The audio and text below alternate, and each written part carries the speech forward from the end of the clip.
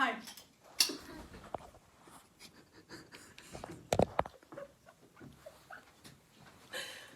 Hello, everybody. So by show of hands, how many of you would consider yourself to be living a busy lifestyle?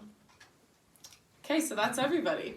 So Ryder Carroll, the inventor of the bullet journaling concept, says that a lot of times being busy is just means that you're in a state of being functionally overwhelmed. This means that just because we have a lot to do doesn't mean that we're necessarily getting it done in a productive manner. So because of this, Ryder Carroll invented the bullet journal as an organization tool to concisely organize all aspects of a busy lifestyle, as well as rank each task of importance as a way to create a mental inventory and a way to really distinguish what matters in your life. So today I'm going to be explaining to all of you guys how to create, plan, and maintain a bullet journal of your own. So I've been journaling my entire life and have recently adapted the practice of bullet journaling about a year ago to keep up with my own busy lifestyle. So first I'm going to be talking about things you can put in your bullet journal. Well, first actually I'm going to be talking about things to prep your bullet journal with. Then I'm going to be talking about how to create your bullet journal and things you can put in it. And lastly, I'm going to be talking about ways to maintain your bullet journal in order to get the most effective use out of it. So first things first, we're going to need two materials, and that's just going to be a journal and a writing utensil.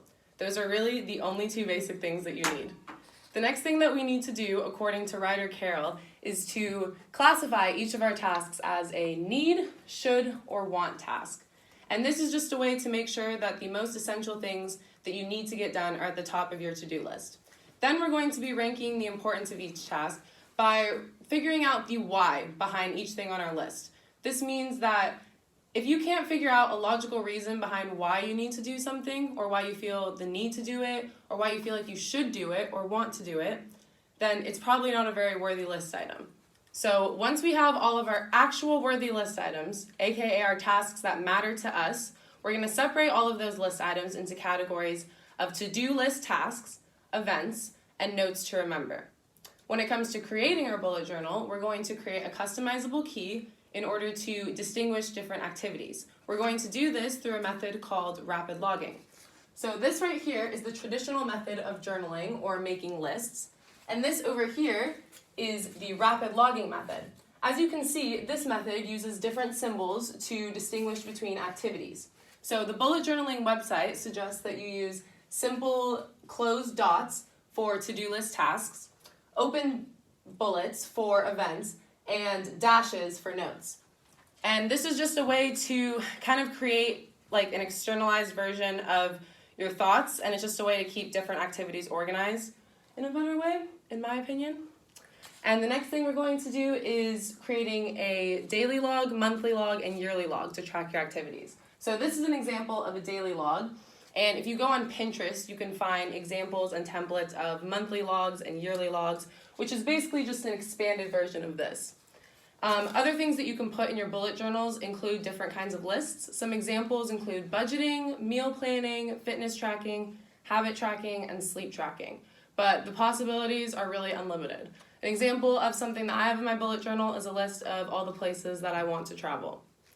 And the last but most important step in the bullet journal process is to maintain your bullet journal.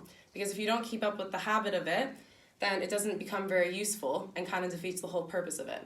So here are some of my tips for keeping up the habit. First off, make bullet journaling a part of your daily routine. Whether it's first thing in the morning or right before you go to sleep, make sure that it becomes a habit so that you don't forget things to write down in it every day.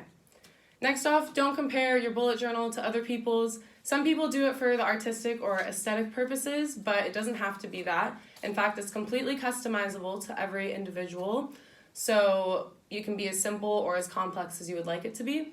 And lastly, make sure to bring your bullet journal everywhere with you, because that way you can keep track of tasks right on the go when you think of them. And if you really prefer to leave your bullet journal at home, I would suggest keeping track of notes and tasks on your phone and then transferring that list over to your journal later on. So now that you guys have some knowledge on bullet journaling, you may have even been inspired to start your own.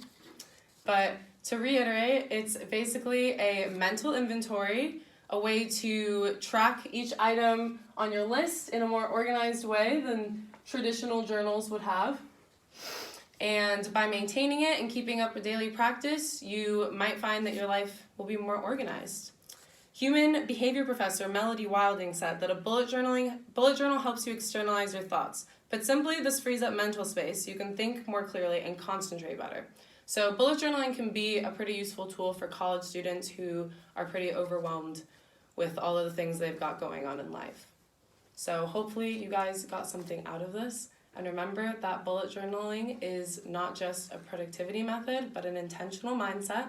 And if you do choose to adopt the practice, you may find yourself examining life in a more externalized way. Thank you.